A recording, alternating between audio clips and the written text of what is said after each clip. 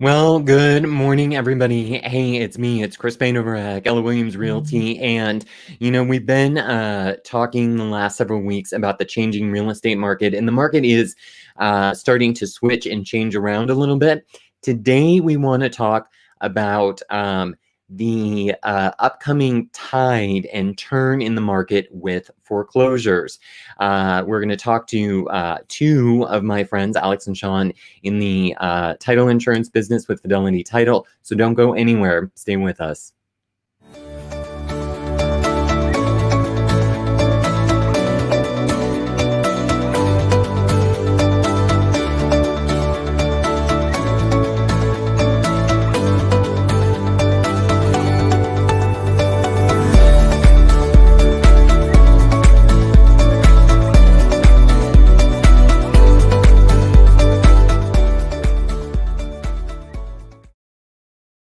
All right, guys, thank you so much for being here. I want to get right to it, and I want to invite my guests in, and they are Alex and Shawn from Fidelity Title Company. And I asked them to come on because there's, right now, like I told the two of you earlier, I'm in a class with my company at Keller Williams Realty, and we're talking about the upcoming, we're talking about forbearance. And right now, Black Knight is reporting that across the United States, there's 4 million people in forbearance right now, and that tide is going to start turning some of those people into foreclosure. So I wanted to talk about that a little bit with the both of you. So thank you so much for being here. I appreciate you. Thank you, Chris. Absolutely. Alex, let's start with you. What is a foreclosure? So a foreclosure, Chris, is when a borrower has borrowed from a lender, a bank, private, seller, whatever it may be. They can, however they've mortgaged their house or put a deed of trust on their house. And when they have not been able to pay it, then the lender has the right to foreclose on the property to repay the debt that is owed. Okay. And Shawn, are there differences in foreclosures? Are there different types of foreclosures? Yeah, good question, Chris. Yeah, absolutely. In California, lenders can foreclose on a property using two different instruments. One's called a non-judicial foreclosure process, and that's when it happens outside of the courts.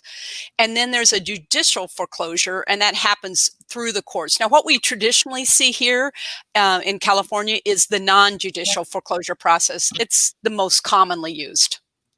Okay. Well, when would you see a judicial foreclosure, for example?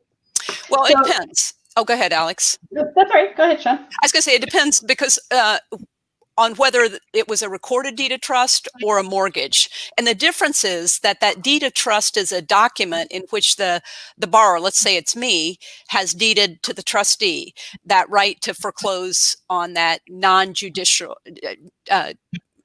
upon, if I'm not paying my bills and I'm not paying what needs to happen, they're going to issue that upon the default of that note. So if I'm not paying, there's going to be that action that will be taken. Okay. So let's talk about the timeline, because I think that's important. So there's a lot of people, there's a lot of people out there, 4 million that we discussed, that are in forbearance. And so a lot of those people, when this came out in March, they, for example, missed their April, May, and June mortgage payment. And we were seeing a lot of people that were getting balloon payments in July, which means they had to pay April, May, June, and July all at once. And so that was a big problem, because there were a lot of people unemployed. Sensibly, most people who can't pay their mortgage aren't going to be able to make a balloon payment.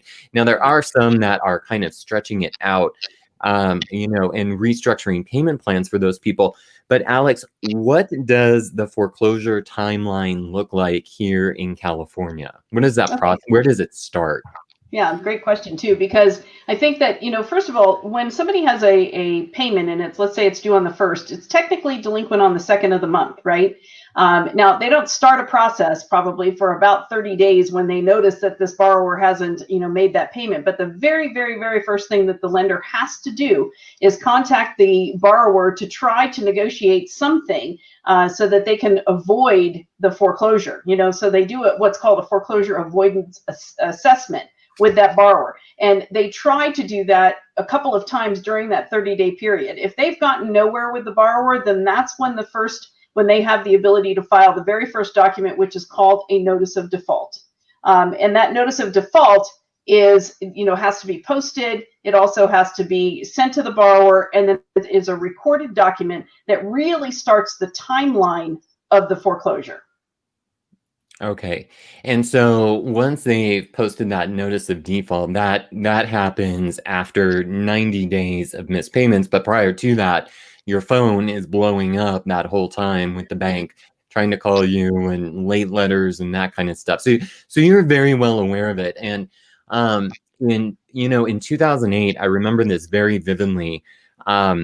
There were so many, and it was almost like you could just walk down any street in San Diego or go up to any condo complex, and there would be dozens, especially if you went to condo complexes, there'd be dozens of those notices on like around the call box. That's because right. They post those for all your neighbors to see, right? Yeah. So yeah, there's a bit of a process there. So keep in mind that if that borrower, me for instance, doesn't pay what I owe, that notice of sale is going to be recorded, and that's what we're talking about here. And keep in mind that's that 90-day period of time but here's what has to happen is first it will be sent to you, the borrower, and it comes by by certified mail. That's the first thing that happens. The second thing that happens, it's got to be published weekly in a newspaper of general circulation in the county where the home is located for 3 consecutive weeks before that sale date. So that's kind of what you're referring to, Chris. The third thing, it has to be posted on your property as well as in a public place, usually at the local courthouse. And then the fourth thing that has to happen is it has to have the date, the time, the location of the foreclosure sale, the property address, the trustee's name, the address, the phone number, and a statement that the property will be sold in a public auction. And at least, so all of that has to, take place as they move forward. So to just kind of clear a little bit of that up is that the notice of default is filed, and then you have 90 days, right, until they can file that notice of sale. Yeah. And during that time frame, what I was talking about earlier with just the 3 of us before we started this was, the notice of default is when the train leaves the station, right? And if the borrower doesn't cure that default within that 90-day period, then they can file the notice of sale. And then they have to take all the steps that Shawn was just talking about, posting it, et cetera, et cetera. And it's like from the time they file that notice of sale, that sale can take place within 21 days. So it has to be 21 days because they've got 3 weeks where they've got to post in that circulation. And I think the thing for most borrowers to remember is that, there is an opportunity from the time that notice of default is filed until the actual auction date to cure the default. Yes. Perhaps Chris, you're going to go in and you're going to help them to, find a buyer for the house or whatever the case may be. And in that case, you may be negotiating with the trustee who is handling the foreclosure to be able to say, hey, can we postpone it? We really do have a buyer. We just have to go through the process or whatever the case may be. Because I think very different. You brought up 2008, and I think this foreclosure market, when and if we see this foreclosure market, the big difference is equity, right? Yeah. Exactly. And that's what I wanted to bring up, because one thing that I wanted people to understand is, this might be the market where you live to fight another day. Whereas, if you've got the good thing is most people that are in forbearance, they do have that equity. So even if they're late, right, they've been missing their payments, their credit's taken a hit, they still have, $100, $200, $300, $500,000 worth of equity, and they're able to sell that property, pay their late fees, and then just move on. And one thing I want people to understand, and like you said, Alex, it's just like, the bullet train, heading for its destination, is that if you have equity and your home is sold on the courthouse steps, you're going to be losing a ton of it, because the bank is looking to recover what it's owed, and then any money left over you get back, but it might be 30, 50, $100,000 when you have $500,000 in equity, right? Right. Yeah. Yeah, And that exactly. would be a shame. Yeah, it really would be. That would be an honest shame. Let me ask you this, because in 2008, a lot of people, it was the subprime market. A lot of people got into they got into those bad loans, and then there were a lot of people refinancing their properties, pulling it out, using their homes as an ATM. So, is there any difference between a purchase money foreclosure and refinance foreclosure from a title perspective? Or maybe we should tell people what is a purchase money? What does that mean? So I can take that one. Yeah. So for a purchase money, it means that when I bought my home in the very first loan that I got, that's the purchase money loan, because I used that money to purchase the home along with my down payment. From a title perspective, there's no difference between the purchase money and the refi foreclosure, as long as the process has been handled and carried out properly by the right process, and doing all the due diligence that the foreclosing lender and trustee have to do. So from a title perspective, there's no difference between that and a purchase money. Well, let's talk for a second, because some people, they'll get, let's say, a jumbo mortgage, and they'll get a 90-10 loan, right? And they put 10% down, they get a 90-10. So there's two. What happens in a foreclosure to that second loan, or any subordinate loans that are on the property, such as a PACE loan or a HERO loan, or anything like that, code enforcement? What happens to all that stuff? Okay. If it's a first lien position, it's going to wipe out all the liens that recorded after, except for your municipal liens or your PACE loans, your UCC, which if somebody had solar and they financed it through the UCC financing, the HERO loans, or something called the Y Green loan. Those are things that are being collected through the taxes. So that first lien position is going to wipe out all of those others, except for those types that are tied into the taxes. And I've got a quick little sidebar story. Back during when the market crashed, one of our clients had somebody that was buying. They bought at the auction. It was out in the Lemon Grove area, and the house had been unkept for a long time. Well, they had been getting notices from the city of weeds and trash and just things that were building up around the house. Well, they just were, not attending to that. So unbeknownst to them, that had been building and building. When they bought it, it was $57,000 in a debt that then they had no idea that came up after the fact, that they had to then try to negotiate, which they did negotiate it down some, but it certainly didn't wipe it out. So you're talking about the buyer that purchased the property after it was foreclosed on. That's right. There were fines from the city. Okay, and so that's also a good word to the wise, because as this market shifts, everybody talks about wanting to buy a foreclosure, and then they want to buy it at the courthouse steps, but that's a completely different process from buying a foreclosure that's been foreclosed on, that is now listed on the open market, right? Yeah, correct. Yeah, and that can be, like you're buying that as is, and you're just showing up with cashier's checks that you're just signing over to the bank, versus a house that's actually, been listed with, let's say, for example, with me, that, goes through Fidelity to get its, title insurance. So it's much of a different process. Well, the process is such too, and Chris, you'll see this, and you have seen it over all your years, in as a subject matter expert in the industry, is that auction process at the courthouse steps. It is not for the weak. Those are pros down there. You have to do your due diligence on that property in advance as much as you can. Just like that example I just gave you on the trash, that was not revealed. So you can obtain what we call a property profile, which gives you the basics of what is monetarily recorded on that property. However, it's not title insurance. So it's going to give you a little mini snapshot.